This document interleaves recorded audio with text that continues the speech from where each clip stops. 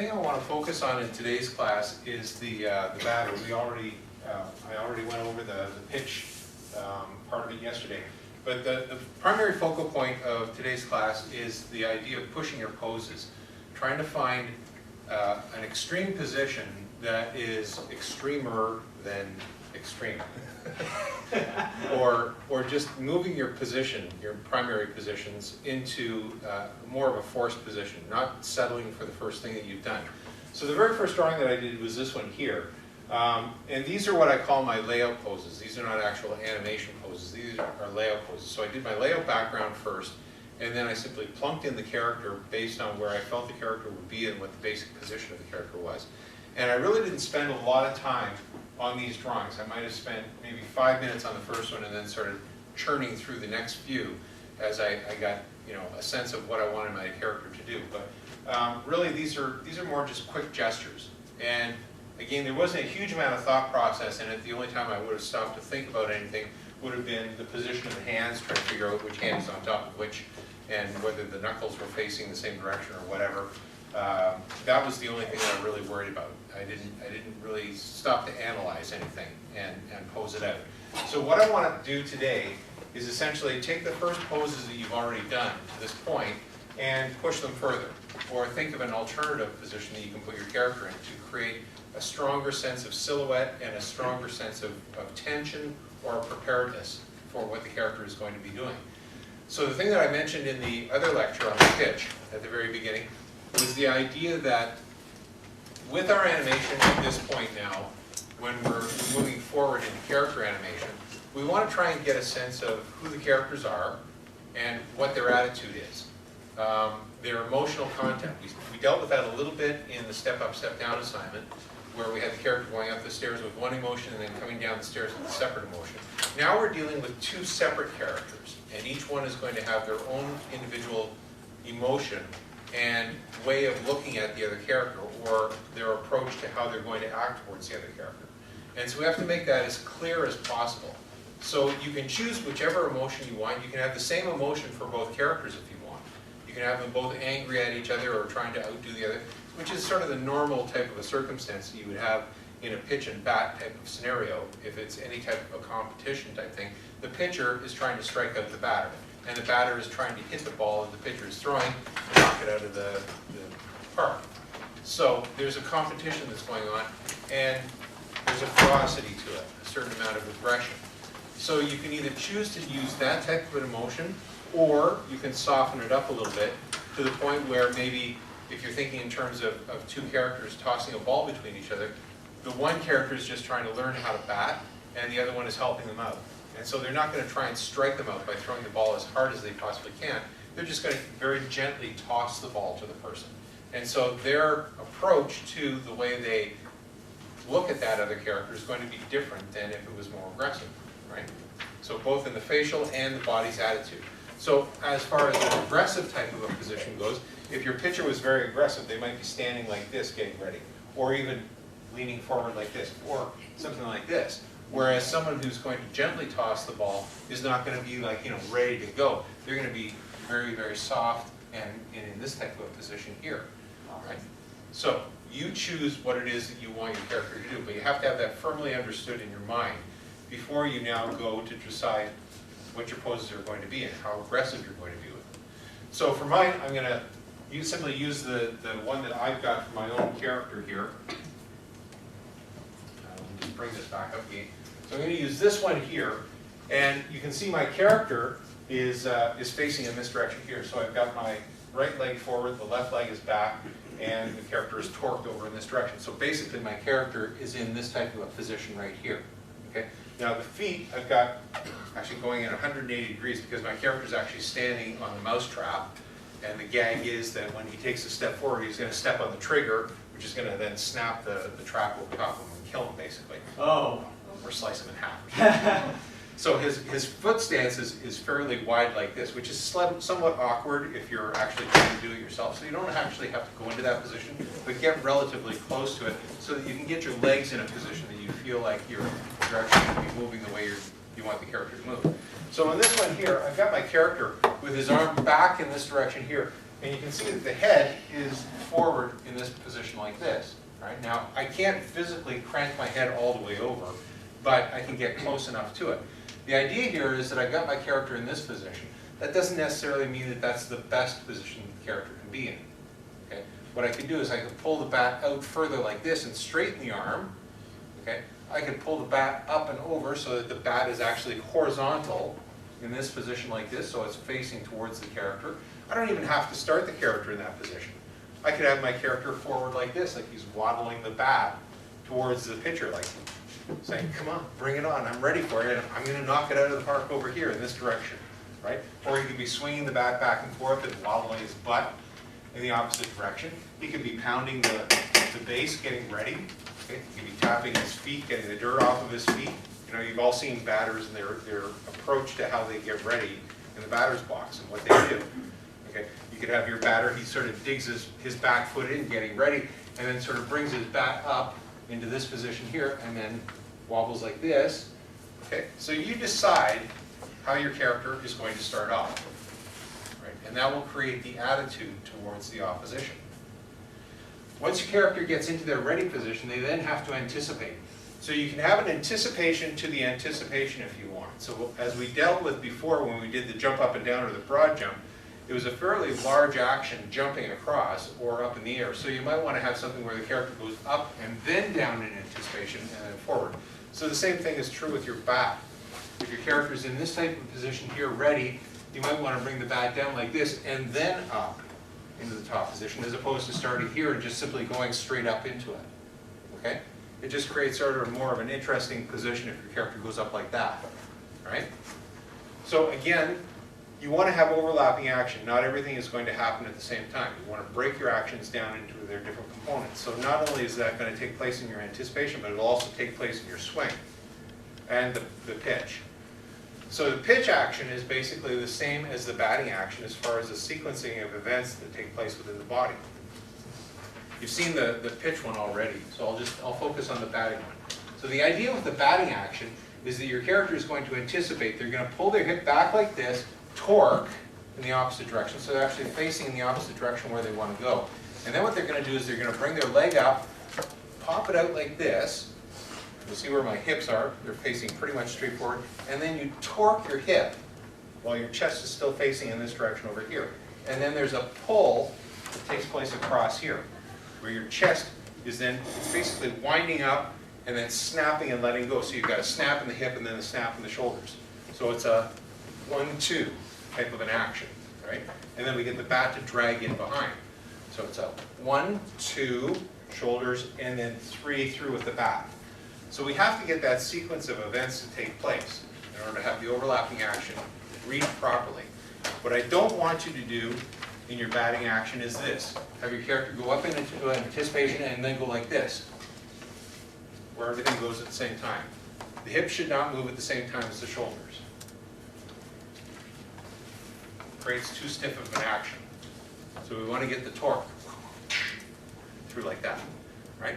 The follow through can take place once your character hits the ball in this position here. You're then going to wrap it up and around to the opposite side here. Okay? You can take it so that it just goes out like this. If your character releases the bat, lets go of it, and it just keeps going, they can release it there, so that's where your arms would stop, is at that point. So again, once the contact point is made, at this point here, whether the ball hits the bat, or whether it's a strike, or whether the character swings through and misses completely and then the ball hits the character, is totally up to you. And then your end resolution, again, is totally up to you. So what I'm going to do is I'm going to try one more time with another variation on this. Again, I have to keep my feet in the same position here.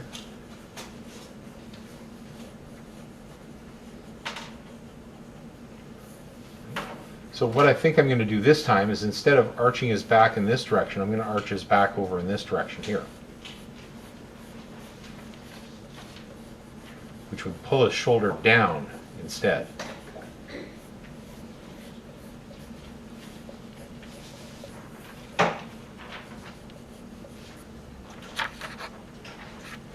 And and that would pull the arm over in this direction here. So now knuckles would be over in this side, and the bat will be coming up in this direction here. So then I have to put my hand around here, thumb over here.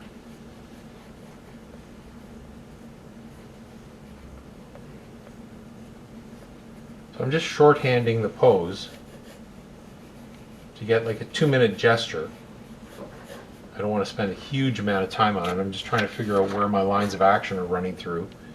So by pulling the body over like this, I'm going to sort of scrunch him over a little bit here.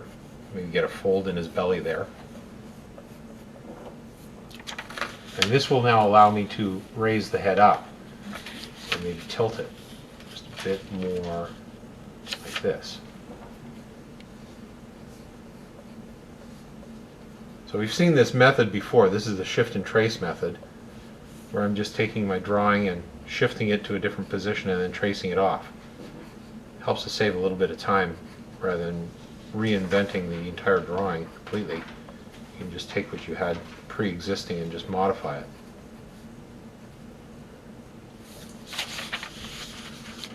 So now, just readjust my eye direction here.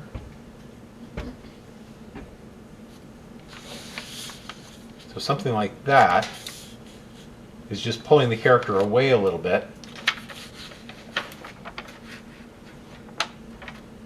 It could also be used as a form of anticipation. So if I wanted to, I could use this as my start key, go into my anticipation back like this, and then pull up into this position here,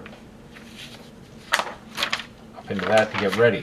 Okay, so there's ways of reusing these drawings. If you don't necessarily want to use them for your initial start-off pose, you can modify it to a different key position. Well, let's try one more, where instead of having the character in this position, and again, this is just thinking radically outside of your comfort zone or what your preconceived notion of what the position for the character should be. What I'm going to do this time is I'm going to change the character's attitude by changing his entire upper torso and rotating him around in the opposite direction now. So what I'm going to do here is I'm going to pull him forward into this position with his chest over here. So his stomach line, his center line on his stomach is going in this direction now.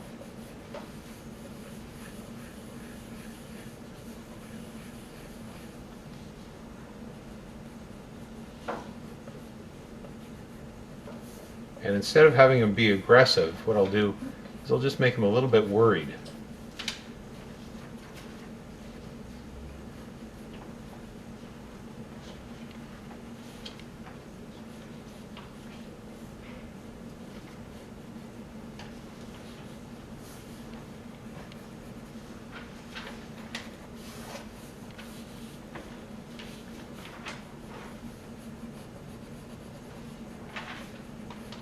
Pull his ears back and down.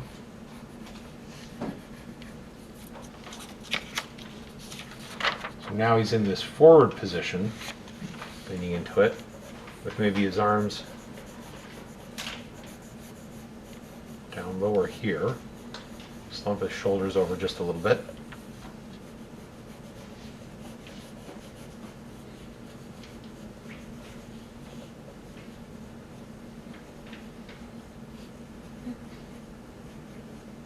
Have the bat going in this direction, sort of limpish down.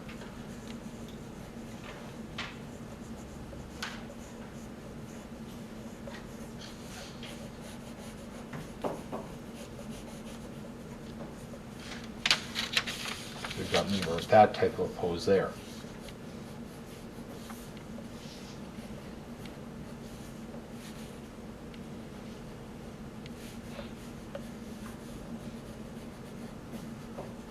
He's not so sure of himself in this position as to whether or not he's going to be able to actually do what he has to do. Right? Or what if I keep the same general attitude, same idea that he's scared, but just make him more straight up and down.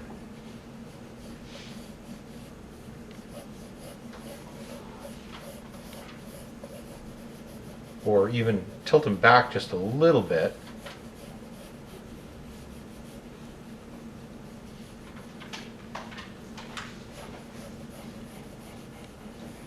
Put his shoulders here. And just get his leg position in here, and then I'll turn off the light so we can see it.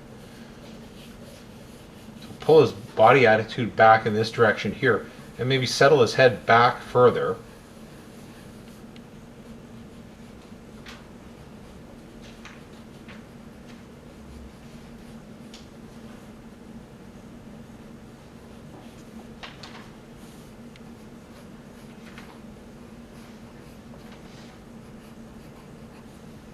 Just raise one eyebrow higher than the other. If he's a little bit more scared.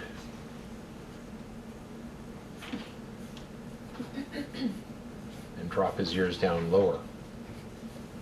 So he's actually cowering a little bit. Bring his shoulder up here.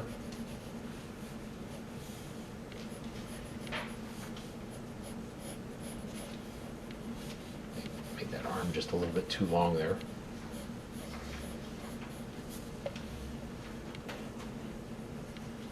Maybe turn the hand down in this direction so the bat's down here.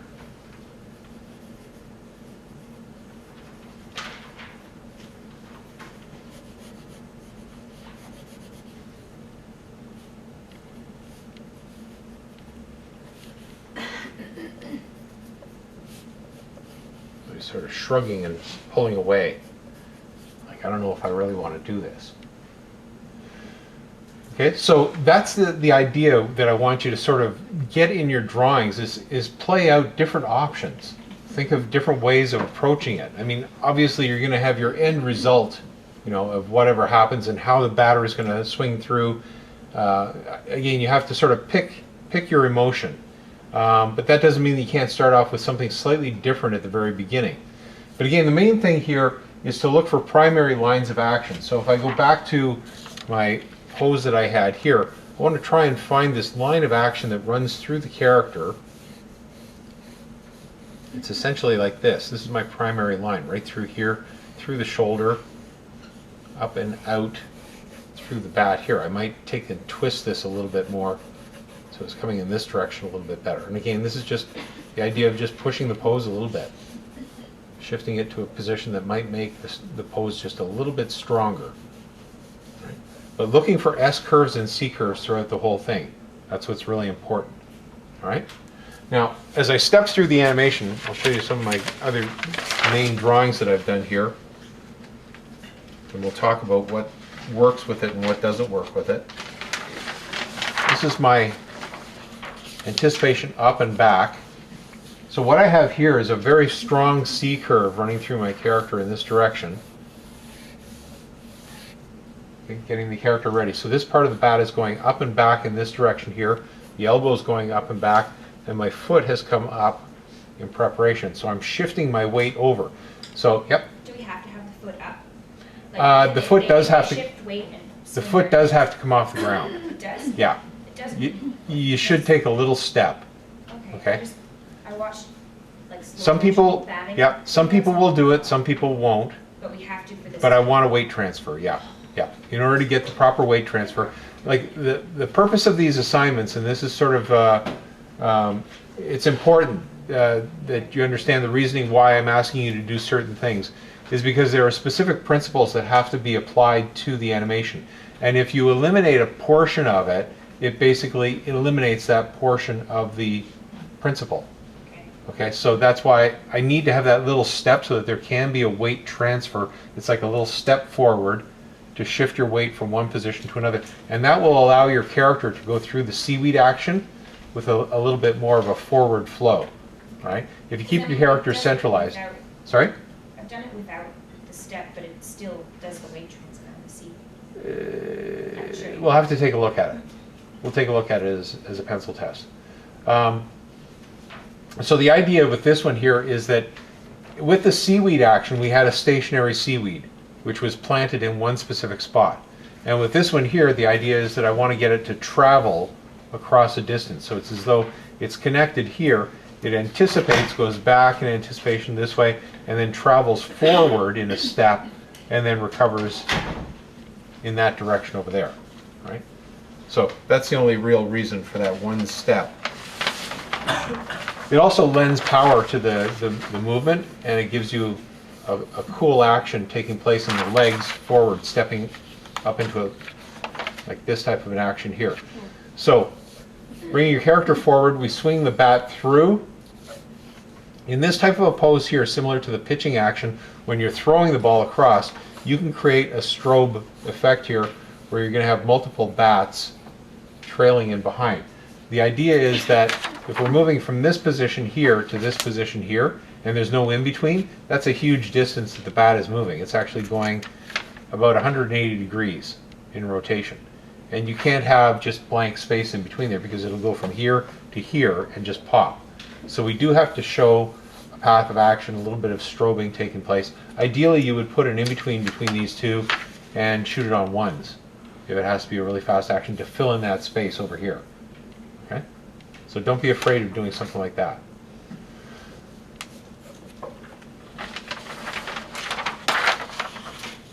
This is my follow-through action. After I've stepped forward and come into this position here, you can see the seaweed action is taking place in the front of the belly here.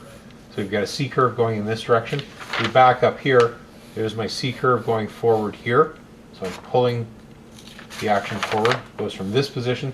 Once I start to plant my foot, that's where I go to my reverse C curve. So my in-between would actually be sitting something like this. That's where my in-between drawing between this one and this one here. Okay?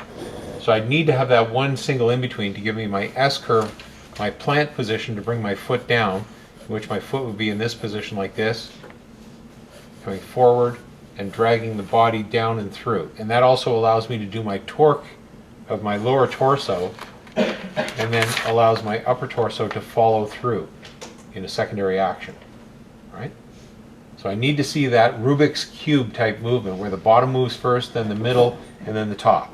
That has to be in there. That's part of your grade. That's the torque grade on your sheet.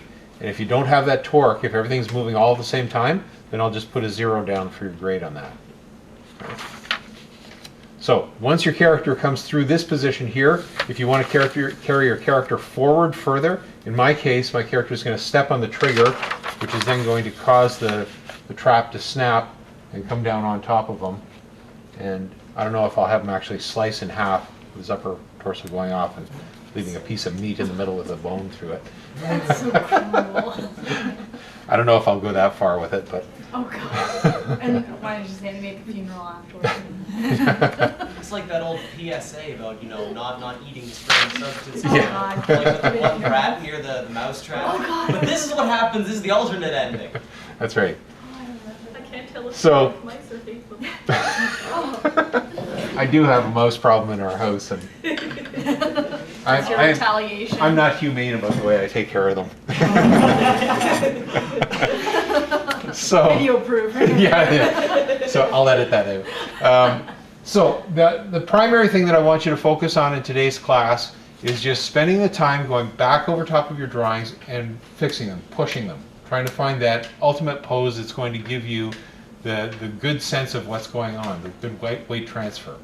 Now beyond that, what I would like you to also do, and I'll just do a little demonstration on this now, is do some thumbnail sketches of your action. Start to get into the process of thumbnailing your animation before you sit down to actually animate it through.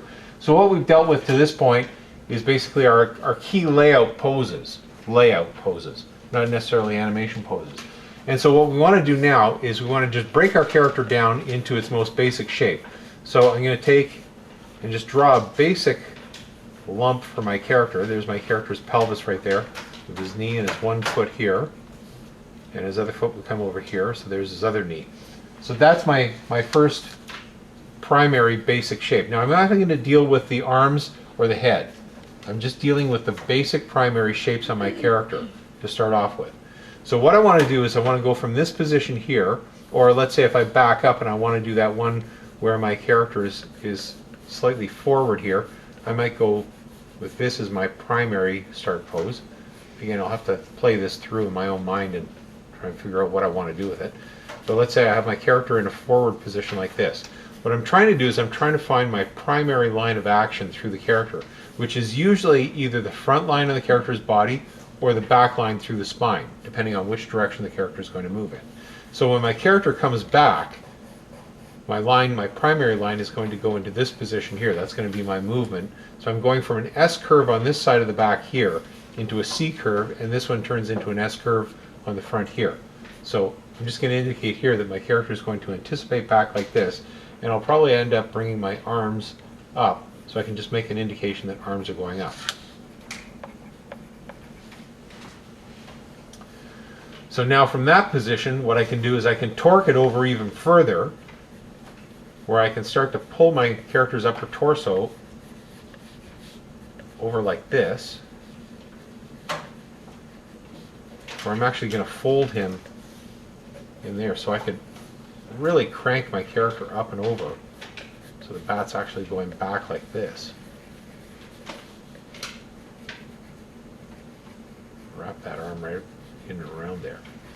So it's just a thumbnail gesture, very, very quick. When I went to the seminar that Charlie Bonifacio did, he put it in really good terms. Basically, he said his thumbnail sketches were almost like Chinese calligraphy, where it's a visual icon of what your character is going to do. It's a visual representation. It's shorthand writing.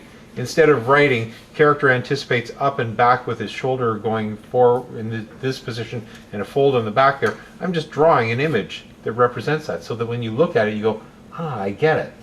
And so drawing your thumbnails should be almost like handwriting. It's almost that quick. One minute per drawing is all you really need to describe that. So now once I've come from this position here, what I want to do is I want to get that torquing action to take place in my torso. So I could even draw on my center line here just to indicate the fact that the character's in that position. Then I'm going to draw the torque where I twist my hips forward in this direction like this. Well, actually I haven't even put in my my leg up. I forgot about that one. So what I want to do now is maybe pull my character over like this. Get my character's foot up in the air like this.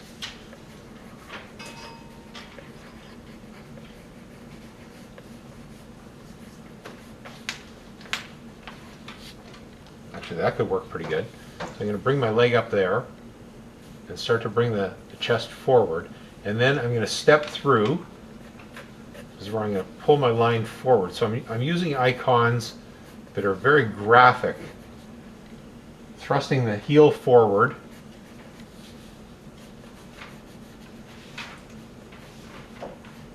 There's my leg on the opposite side there. So this now causes my hip to rotate while still keeping my upper torso back in this direction here. So essentially I'm just sort of holding the upper torso in this position the whole way as this action is taking place. Remember, not everything has to move at the same time. And some parts of your body can just not move at all. They can just be held while everything else is moving down here. Okay? There's nothing wrong with doing something like that. So now once I get my foot there, I can now plant the foot down,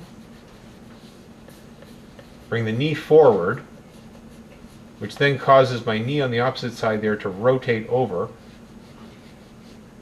I might get a turn like this. My chest is now going this direction, and here's where I begin to pull my upper torso through. This is where I begin to do my swing here.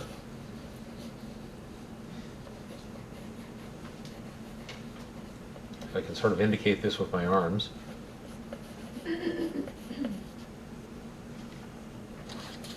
And then taking a forward step, this is where my S curve here now reverses and goes into a C curve forward.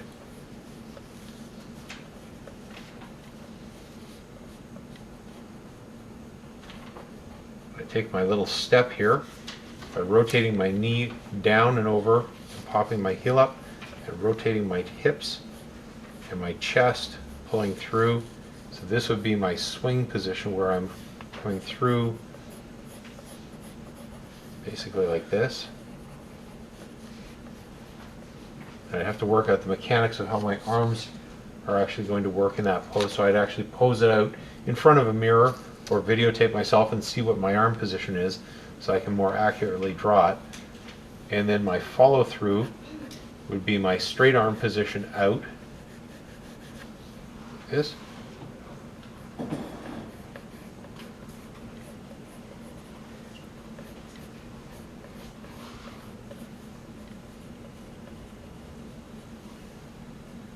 What I might do at this point is I could leave my leg back there in that position if I wanted to, or I could start to traverse forward by bringing my foot forward like that.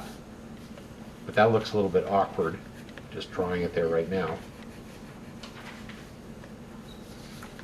So what I might do is I might just leave my foot back in this position here. That might be the better thing to do. Just pull it back there. Let the body collapse forward on that and just drag that foot through. So I'll just put a little notation on here. So swinging this through into my forward position and then carrying it out. At this point I'm not sure what I'm going to do, so I'm just going to leave it at this point because I'll work on that later on as to how my character is then going to come forward in that step position down, and then the snap comes over with the trap coming down and hitting him on his back.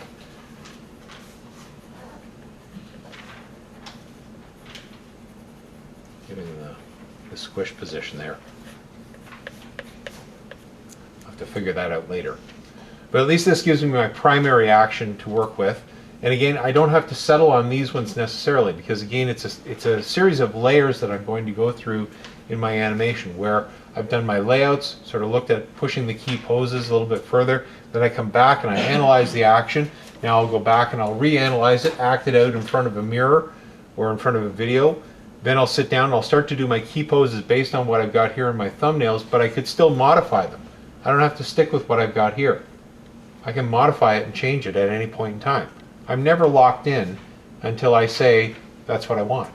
There are instances where if you're doing freelance work or if you're working for a studio, you would present your thumbnails like this and say, what do you think? And the supervising animator would look at it and say, you know what, I like these poses here, but when you get to this pose here, I'm not really sure about that. And they take a sheet of paper and redraw it for you and say, why don't you try this? And then you could modify it to that position. Even in your key stage, once you've keyed your stuff out, as I do with you, we could look at your keys and say, you know what, that's not a very strong key pose, we need to push this one a little bit further. Take that one out and drop another one in. Right? That's the direction that I want to start to go with you now in your animation, is that you don't settle for the very first thing that you draw. You modify, you push it, you make it stronger. Right? Always trying to find a way to make it stronger, and never settle for what you've got. Right? Now that could go on forever. You could just keep modifying and modifying, but at some point you've got to make a cutoff because you've got a deadline. Right? But the idea is just don't drop the first thing down and go, yep, I'm done, and move on. All right?